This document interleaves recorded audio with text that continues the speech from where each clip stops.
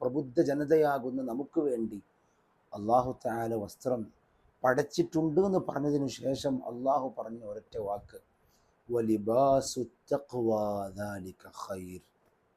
നമ്മൾ ഡ്രസ്സ് എടുക്കുമ്പോഴും നമ്മൾ വസ്ത്രം ധരിക്കുമ്പോഴും എപ്പോഴും അള്ളാഹുവിൻ്റെ ഈ വചനം ഓർമ്മ വേണം.